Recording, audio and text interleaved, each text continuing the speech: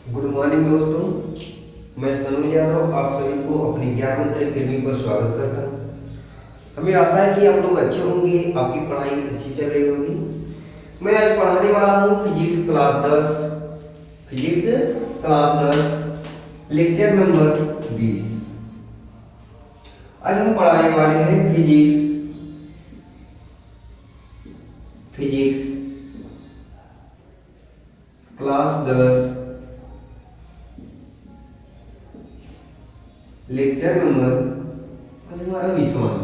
ठीक, अब आज हम पढ़ने वाले हैं फिजिक्स में। आज हम क्या पढ़ेंगे? आज हम फिजिक्स में पढ़ने वाले हैं अपवर्तन, पढ़ने वाले हैं अपवर्तनांक और प्रकाश की चाल में संबंध। हम आज के हमारी टॉपिक होगी कि अपवर्तनांक व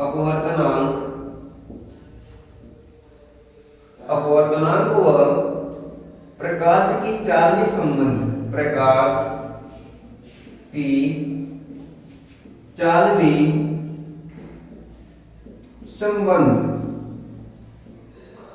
संबंध।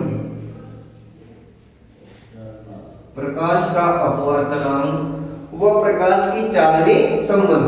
आज के हमारे टॉपिक है कि प्रकाश का अपवर्तनांक व प्रकाश की चाल में संबंध क्या होता है, इसके बारे में। तो हम जानते हैं कि प्रकाश की चाल और उनके अपवर्तनांक में संबंध किसे कहते हैं? तो किसी माध्यम का अपवर्तनांक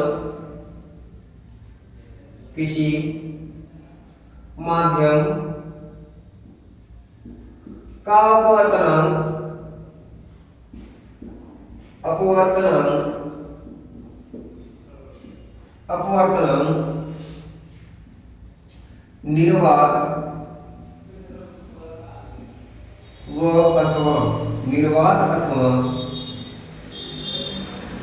अथवा वायु में प्रकाश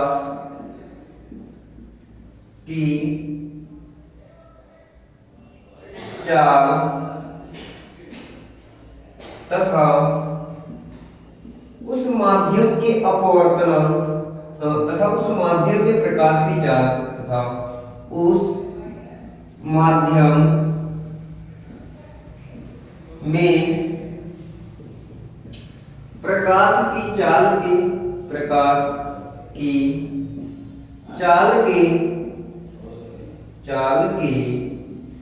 अनुपात के बराबर होता है।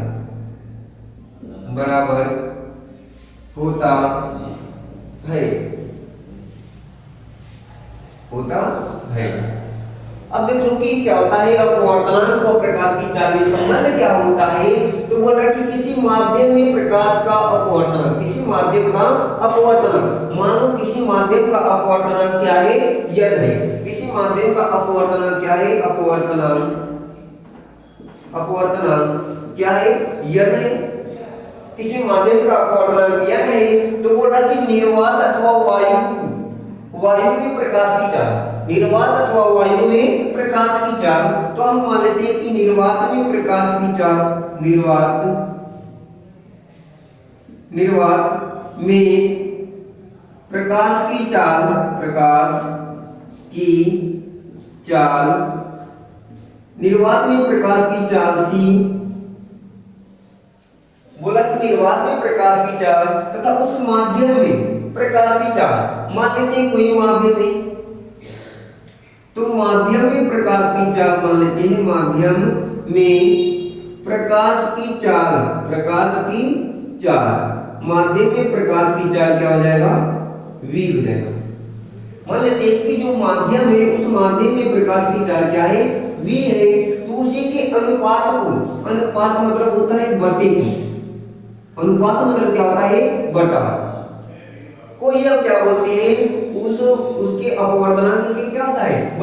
बराबर होता है। बोला कि उसके चाल के अनुपात के उस माध्यम के प्रकाश की चाल के अनुपात की क्या होता है, बराबर होता है। तो देख लो निर्वात में प्रकाश की चाल और अनुपात क्या होता है, उस माध्यम में प्रकाश की चाल की क्या होता है, बराबर होता है, उसके बराबर है। देख लो अपवर्तनांक क्या है, यह हो गया कि नहीं, आया समझ में, इतना आया।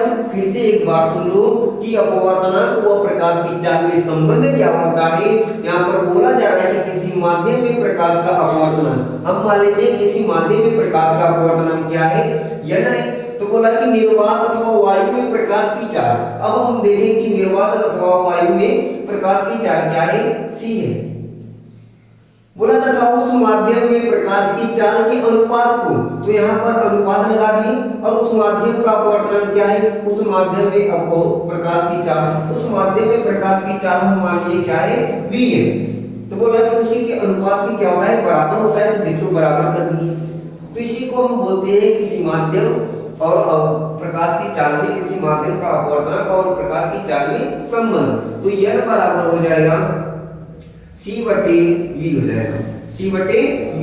ये तुम्हारा सूत्र हो गया, ये तुम्हारा सूत्र हुआ किसी माध्यम के सापेक्ष, किसी माध्यम के अपवर्तनांक बराबर होता है किसी निर्वात में प्रकाश की चाल या वायु में प्रकाश की चाल, और क्या होता है, माध्यम में प्रकाश की चाल के अनुपात को हम क्या बोलते हैं, अपवर्तनांक।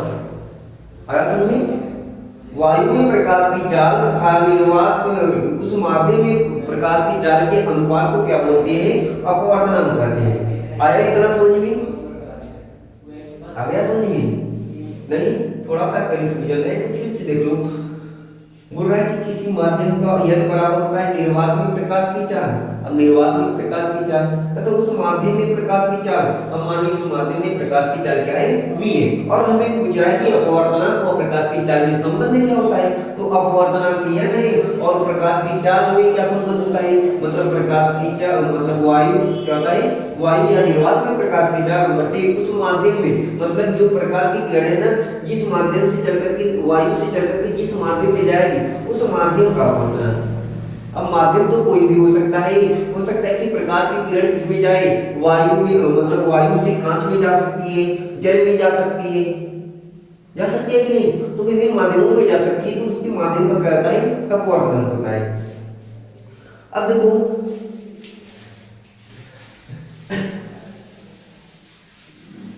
देखो इतना है, इतना। तो अब इसके बाद देखो क्या होता है कि जैसे हम मान लेते हैं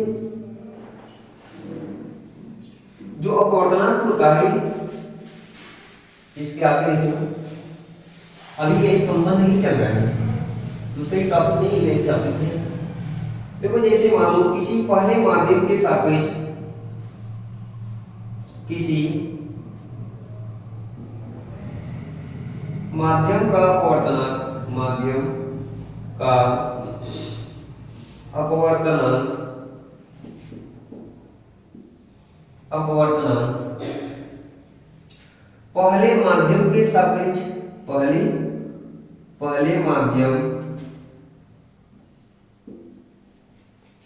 माध्यम का अपवर्तनांक, पहले माध्यम के सापेक्ष, पहले माध्यम के सापेक्ष दूसरे माध्यम का अपवर्तनांक, दूसरे माध्यम का अपवर्तनांक, अपवर्तनांक उन दोनों माध्यमों में प्रकाश की चाल की, उन दोनों माध्यमों में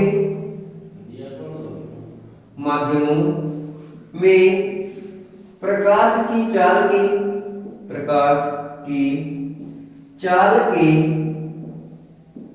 अनुपात के बराबर होता है, अनुपात के बराबर होता है, बराबर होता है। किसी माध्यम का अपवर्तनांक पहले माध्यम के सापेक्ष दूसरे माध्यम के अपवर्तनांक उन दोनों माध्यमों में प्रकाश की चाल के अनुपात की क्या होता है, बराबर होता है। उदाहरण के लिए देख लो,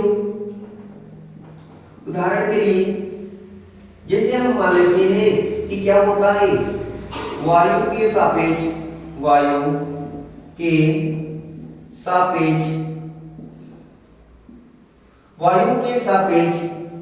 कांच का अपवर्तनांक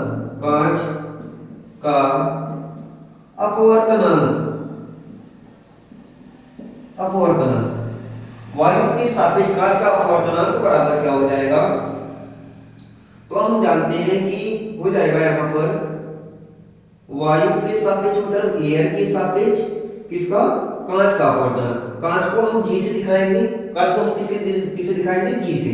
तो ए एन कांच के वायु के सापेक्ष कांच का अपवर्तनांक बराबर हो जाएगा वायु में प्रकाश की चाल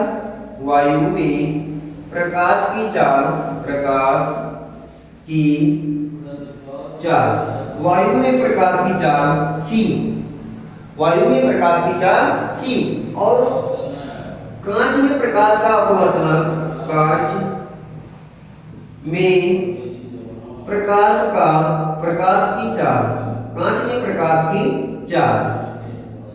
की चाल।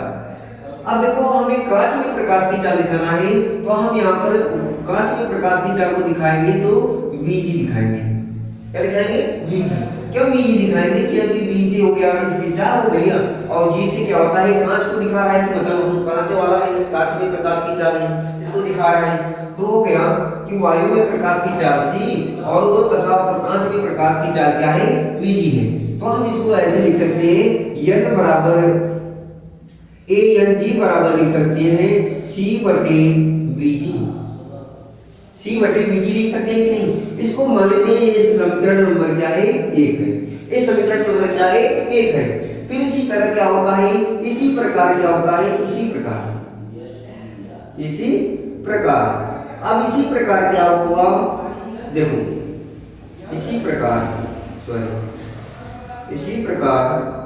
ठीक इसी प्रकार कैसे होगा, वायु के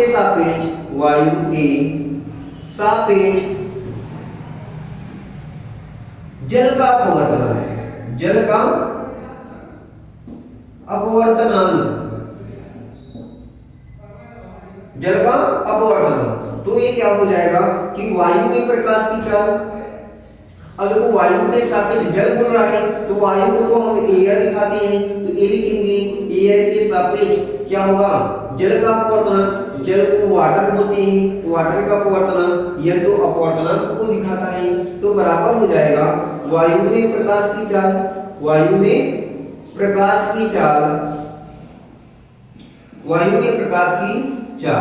अब वायु में प्रकाश की चाल को तो हम c से दिखाते हैं, बटे क्या हो जाएगा, अनुपात क्या हो जाएगा, जल में प्रकाश की चाल, जल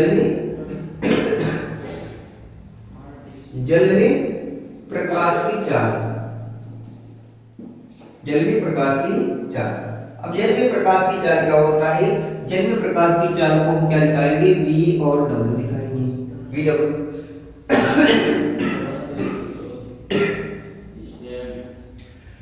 बोल रहा है कि उसी प्रकार वायु के सापेक्ष जल का अपवर्तनांक, तो हम लिखेंगे वायु के सापेक्ष जल का अपवर्तनांक बराबर क्या होगा, पहले माध्यम में प्रकाश की चाल, पहले माध्यम क्या है, वायु है, तो वायु में प्रकाश की चाल अनुपात क्या होता है, दूसरे माध्यम में प्रकाश की चाल, दूसरा माध्यम क्या है, जल है, तो जल में प्रकाश की चाल के अनुपात को हम क्या बोलते हैं, अपवर्तनांक के बराबर होता है। तो हम जानते हैं, अगर इसको हम ऐसे लिख सकते हैं कि नहीं, वायु के सापेक्ष जल का अपवर्तनांक बराबर हो जाएगा C बटे क्या हो जाएगा, VW हो जाएगा कि नहीं। इसको हम मानते हैं समीकरण नंबर क्या है, 2 है। ये क्या है, समीकरण नंबर 2 है। तो पहले समीकरण 2 को समीकरण 1 से भाग करने पर, अब जो समीकरण 2 है इसमें समीकरण 1 से क्या करने पर, भाग करने पर, तो यहां पर लिखेंगे समीकरण 2 को समीकरण 1 से भाग करने पर, क्या करने पर, भाग करने पर, तो यहां पर क्या हो जाएगा, समीकरण 2 क्या है, समीकरण 2 देखो ये है, तो यहाँ पर हो जाएगा, यहाँ पर हो जाएगा भाग करने पर, यहीं पर देखो ले जाइए सीधे, यहाँ पर हो जाएगा समीकरण 2 क्या है, ए एन डब्ल्यू, तो इससे समीकरण 1 से भाग करेंगे, समीकरण 1 से भाग करेंगे तो ए एन जी हो जाएगा, ए एन जी। ये क्या है, वायु के सापेक्ष जल का अपवर्तनांक है, ये क्या है, ए वायु के सापेक्ष ग्लास का अपवर्तनांक है, बराबर, तो ये दूसरे इसकी बराबर क्या लिख सकते हैं, सी बट्टे वी डब्ल्यू लिख सकते हैं कि नहीं। अब हमें भाग करना है तो इसका भी भाग करेंगे, भाग का मतलब बट्टा होता है। अब देखो, अब इसको यहाँ पर समीकरण 1 से भाग करना है, तो समीकरण 1 से भाग करेंगे तो सी बट्टे क्या हो जाएगा, वीजी हो जाएगा कि नहीं। तो हम इसको लिख सकते हैं पहले माध्यम के सापेक्ष दूसरे माध्यम का अपवर्तनांक और दूसरे वायु के सापेक्ष गलास का अपवर्तनांक बराबर हो जाएगा। यहाँ पर तो जब ये दोनों भिन्न की भाग है, ये क्या है, भिन्न की भाग है, जब भिन्न की भाग होती है तो पहले वाले भिन्न को इसी तरह रहने देते हैं वी डब्ल्यू, और दूसरे वाले भिन्न को क्या करते हैं, यहाँ पर गुणा का चिन्ह लगा करके दूसरे वाले भिन्न को क्या करते हैं, पलट देते हैं। तो पलटेंगे तो यहाँ पर क्या हो जाएगा, बीजी हो जाएगा बट्टे क्या हो जाएगा, सी हो जाएगा। अब देखो गुणा में जब क्या होता है, ऊपर नीचे होता है तो कटता है, तो क्या करते हैं, काट देते हैं, तो सी सी से क्या हो जाएगा, खत्म हो जाएगा। तो अब यहाँ पर क्या आ गया, यहाँ पर आ गया ए एन डब्ल्यू बराबर आ गया ए एन जी, और बराबर हो जाएगा, देखो ये क्या है, जो क्या है, अब यहाँ पर बीजी का एक में गुणा करेंगे, यहाँ पर बीजी बटे क्या हो जाएगा, यहाँ पर बी डब्ल्यू हो जाएगा, क्या हो जाएगा, बी डब्ल्यू हो जाएगा।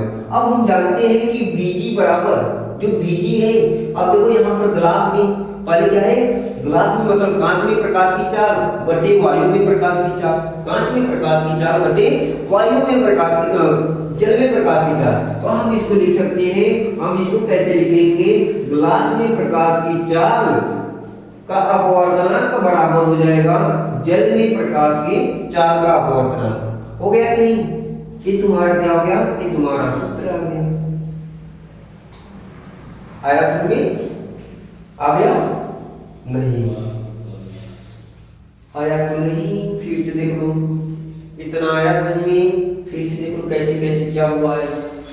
ये बोला है कि किसी माध्यम का अपवर्तनांक पहले माध्यम के सापेक्ष, पहला माध्यम कुछ भी हो सकता है, वायु कांच को भी, कोई भी एक पहले माध्यम के सापेक्ष दूसरे माध्यम का अपवर्तनांक दोनों माध्यमों में प्रकाश की चाल के अनुपात की क्या होता है, बराबर होता है। ये हम पढ़ रहे हैं कि अपवर्तनांक का प्रकाश की चाल में संबंध, अपवर्तनांक का प्रकाश की चाल में संबंध क्या होता है। तो ये किसी माध्यम के अपवर्तनांक बराबर क्या होता है कि पहले माध्यम में प्रकाश की चाल, पहले माध्यम में प्रकाश की चाल तथा दूसरे माध्यम में प्रकाश की चाल, पहले माध्यम के सापेक्ष दूसरे माध्यम का अपवर्तनांक बताएंगे।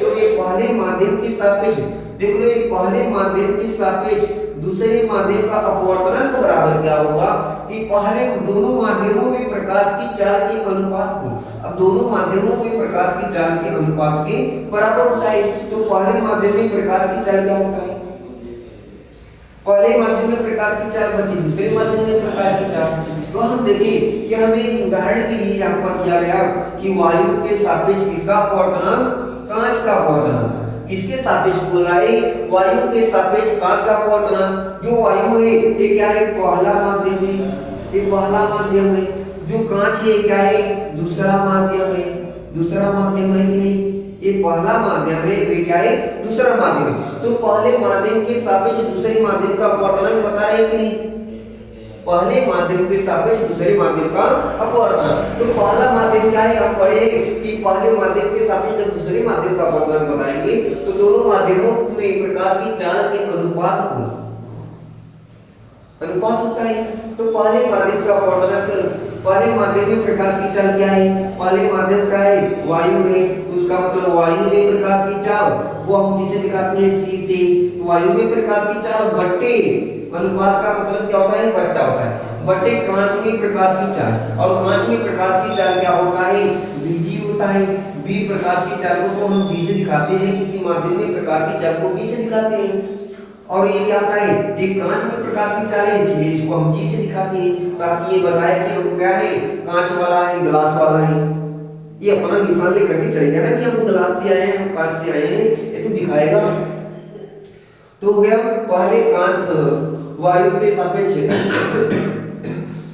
कांच का अपवर्तनांक बराबर हो जाएगा वायु में प्रकाश की चाल बटे कांच में प्रकाश की चाल। इसको हम लिख सकते हैं ए एन जी बराबर हो जाएगा सी बटे क्या हो जाएगा बी जी। इसको समीकरण नंबर क्या मान लिए, एक मान लिए। इसको समीकरण नंबर क्या मान लिए, एक मान लिए। फिर इसी प्रकार हम देखें, इसी प्रकार वायु के सापेक्ष जल का अपवर्तनांक पूछ रहा था, तो हम जानते हैं कि वायु में प्रकाश की चाल बटे जल में प्रकाश की चाल, इसको पहला माध्यम इसको दूसरा माध्यम मानेंगे। तो वायु में प्रकाश की चाल क्या है, तो ए एन डब्ल्यू बराबर हो जाएगा वायु में प्रकाश की चाल बटे क्या हो जाएगा जल में प्रकाश की चाल। हम इसको लिखते हैं वायु में प्रकाश की चाल को सी से दिखाते हैं और डब्ल्यू जल में प्रकाश की चाल को बी डब्ल्यू से दिखाते हैं। तो यहाँ पर हो जाएगा ए एन डब्ल्यू बराबर हो जाएगा मतलब वायु में प्रकाश की चाल बटे जल में प्रकाश की चाल हो गया। इसको समीकरण नंबर क्या माने, इसको समीकरण नंबर 2 मान लिए। अब हम जानते हैं कि समीकरण 2 को, अब जो समीकरण 2 है यही समीकरण 2 है, समीकरण 2 में समीकरण 1 से क्या करने पर भाग करने पर, जब समीकरण 2 में समीकरण 2 क्या था ए, समीकरण 2 क्या था ए एन डब्ल्यू था, तो ए एन डब्ल्यू बटे दूसरा पहला समीकरण क्या था ए एन जी था, तो यहाँ पर ए एन जी नीचे लिख दिए, मतलब भाग करने का मतलब बट्टा कर दिए, बट्टा उसको लिख दिए, तो मतलब इसमें इससे भाग की गई है। ठीक, तो अब देखो पहला क्या था, पर दूसरे साइड पहला तो यही था सी बटे क्या था बी डब्ल्यू था, तो सी बटे बी डब्ल्यू उतार लिए। फिर भाग करना था तो भाग का मतलब पूरी का बट्टा हो जाएगा, तो पूरी का बट्टा करके इसको लिख दिए। ये क्या है सी बटे बी जी है, तो सी बटे बी जी को देखो यहाँ पर तुल्य रख दिए हैं। अब हम देख रहे थे कि पहला वाला तो इधर वाला तो सही है ए एन डब्ल्यू बटे ए एन जी, ये तो ठीक दिख रहा है, लेकिन हम देखें कि ये तो भिन्न की भाग दिख रही है। ये क्या है भिन्न की भाग दे रही, जब बट्टा का बट्टा दे दे तो ये सोच लेना कि भिन्न की भाग है। अब भिन्न की भाग होती है तो पहले वाले भिन्न को उसी तरह उतार लेंगे। अब पहली वाली भिन्न देख लो यही है सी बटे बी डब्ल्यू है, तो सी बटे बी डब्ल्यू को पहले वाले भिन्न को इसी तरह उतार लिए और दूसरी वाली भिन्न को क्या करते हैं गुणा के रूप में गुणा का चिन्ह लगा करके दूसरे वाले भिन्न को क्या करते हैं पलट देते हैं। अब वो यहाँ पर गुणा का चिन्ह लगाए और दूसरे वाले भिन्न तो क्या था सी बटे बी जी था, तो हम क्या कर दिए एक बीजी ऊपर चला गया और सी क्या हो गया नीचे चला गया, इसको पलट दिए कि नहीं, जो क्या है अंश है उसको हर बना दिए, जो हर है उसको अंश बना दिए। तो यहाँ पर देखो ये जो हर था उसको अंश बना दिए, जो अंश था उसे हर बना दिए। अब देखें कि यहाँ पर भिन्न का गुणा है और ये ऊपर नीचे दिख रहे हैं, ये ऊपर नीचे है सेम सेम दिख रहा है, एक ही जैसे दिख रहे हैं। जब एक ही जैसे ऊपर नीचे होंगे तो यहाँ पर कट जाएगा, तो सी सी सी कट गया, तो क्या बचा कि बी जी बटे क्या हो गया बी डब्ल्यू हो गया। तो पहले माध्यम के साथ दूसरे माध्यम का अपवर्तनांक, तो यहाँ पर ए एन डब्ल्यू बटे क्या हो गया ए एन जी हो गया। तो हम देखिए कि आपको बी जी बटे क्या हो गया बी डब्ल्यू हो गया। हम जानते हैं कि बी जी तो ये तो क्या है जो बी जी है ये कांच का अपवर्तनांक है, कांच में प्रकाश की चाल है, ये क्या है कांच में प्रकाश की चाल है, ये क्या है कांच में प्रकाश की क्या है प्रकाश की, ये कांच में प्रकाश की चाल है।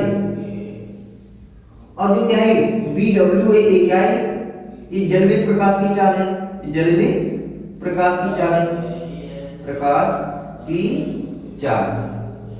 अब जल में ये प्रकाश की चाल है, तो अब देखो हम इसको लिख सकते हैं ये तो कांच में प्रकाश की चाल है, ये क्या है अच्छे से दिख नहीं रहा होगा उसमें, यहाँ पर ये क्या है कांच में प्रकाश की चाल को दिखा रहा है, कांच में प्रकाश की चाल को, ये कांच में प्रकाश की चाल को दिखा रहा है। और ये क्या है ये जल में प्रकाश की चाल को दिखा रहा है, जल में प्रकाश की चाल को दिखा रहा है कि नहीं।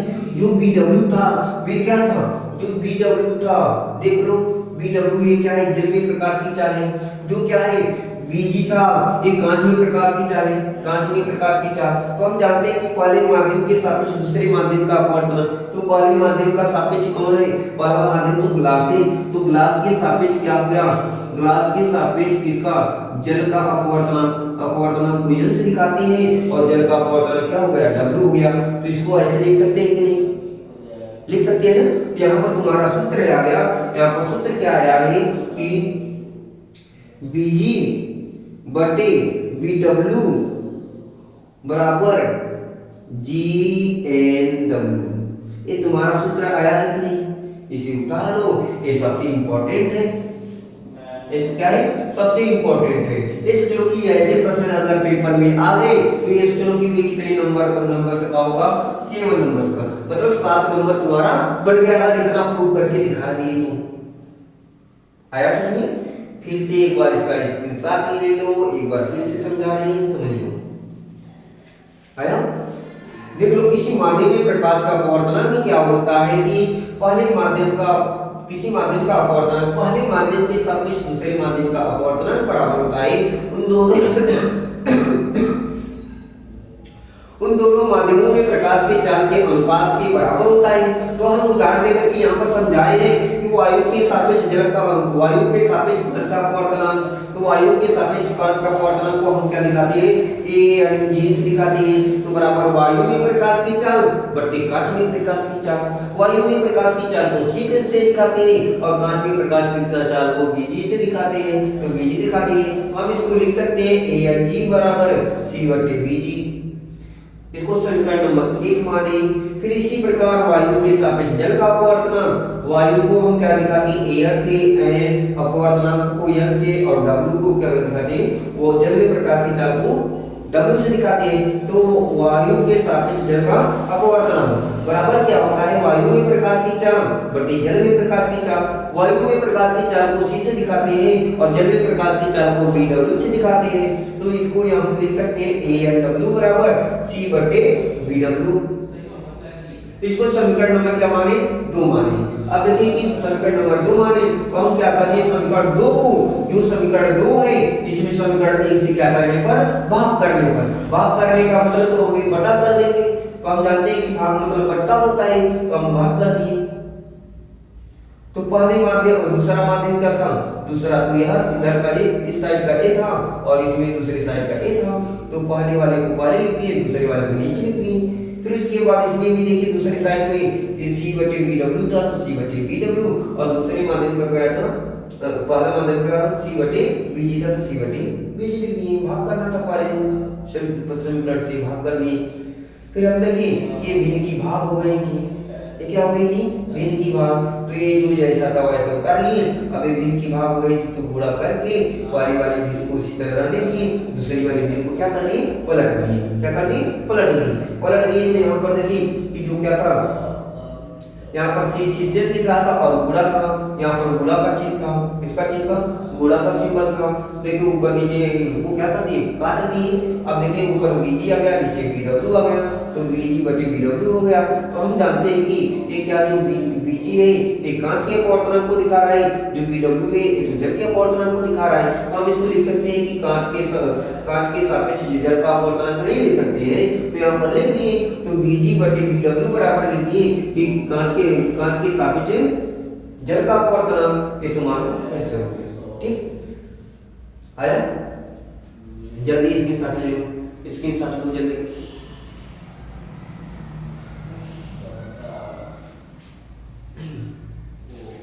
स्क्रीनशॉट ले लिए? चलो अब देखो इतना हो गया। अब मेहनत से क्या करिए? पढ़ाई करिए, पेपर आ गया है। अगर ऐसे तुम लगा देते हो तो ये सोचो कि तुम्हारा कितना नंबर बन जाएगा? तुम्हारा ऐसे कर लेते हो तो तुम्हारा 7 नंबर, अगर ऐसे पेपर में आ जाएगा तो तुम्हारा 7 नंबर क्या हो जाएगा? बन जाएगा। आया समझ में? चलो आगे चलते हैं। चलो देखो आगे चलते हैं।